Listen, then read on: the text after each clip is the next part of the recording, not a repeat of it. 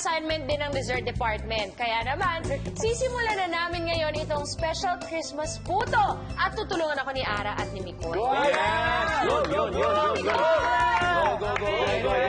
Ganito, gumawa na tayo ng puto several times before, iba-ibang variations. May yema, may salted egg. Basically, same recipe and same principle. Meron tayong harina. Lahat ng dry ingredients pagsasamahin natin. Okay. So, we put the white sugar sa flour. siya kagad. Yes.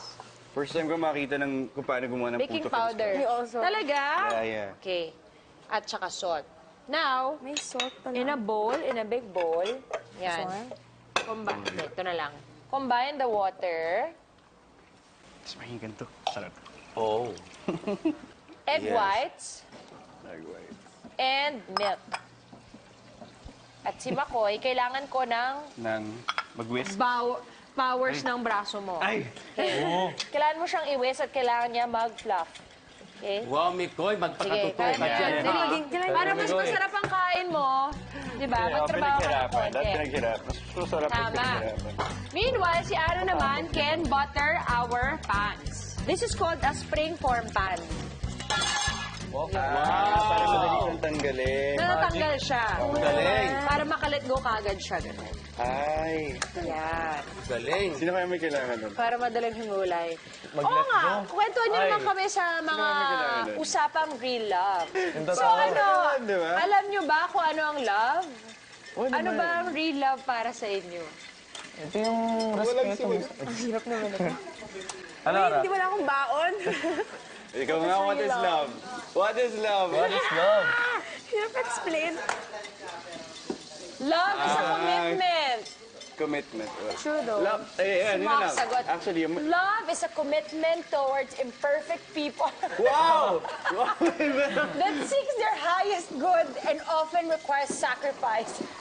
Parang statement na yung ginawa mo.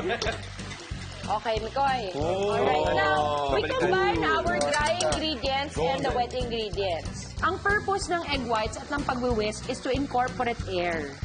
Kasi di ba ang puto fluffy? Ayan, perfect. Dapat ganito ang consistency niya. Yan. Yan. So we have to divide into how many? Divide to 3. To 3. Excuse me, darling. Would you mind push a little bit? 1, 2, 3, go. Woohoo! Food coloring. Wow, very nice. Merry Christmas. Very good. 65. Yay!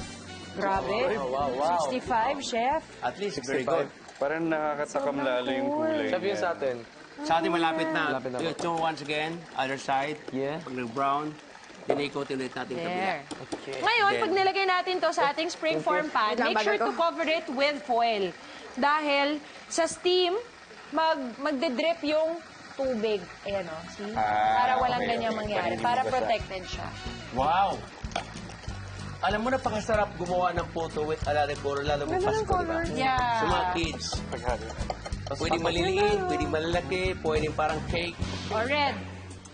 For the batter. So, ang gagawin natin, tatakpan natin ang gamot.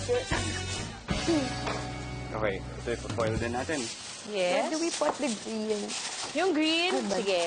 Kasi 2 at a time lang ang pwede sa steamer natin. So, pag may isang okay na, ipot. Sala na lang. Right? For 17 to 20 minutes, you steam there, babies. Okay. Isasalang lang natin at hihintayin maluto itong brinhe stuffed chicken natin at itong Christmas puto. Habang naghihintay, magkwentuhan muna tayo dyan. Tina, ako naman, mag-share ng isang masasarap na sardines pati dish sa pagbabalik ng Arlo sa Kusina! Green. Wow! Guada Bettina, moral support. Makapuno, wow! You never go wrong with makapuno. Everybody love makapuno, right? Yeah. Yes. Hop. Galing up. Tapos squat si Ate Bettina. Nice one. Ang ganda tignan.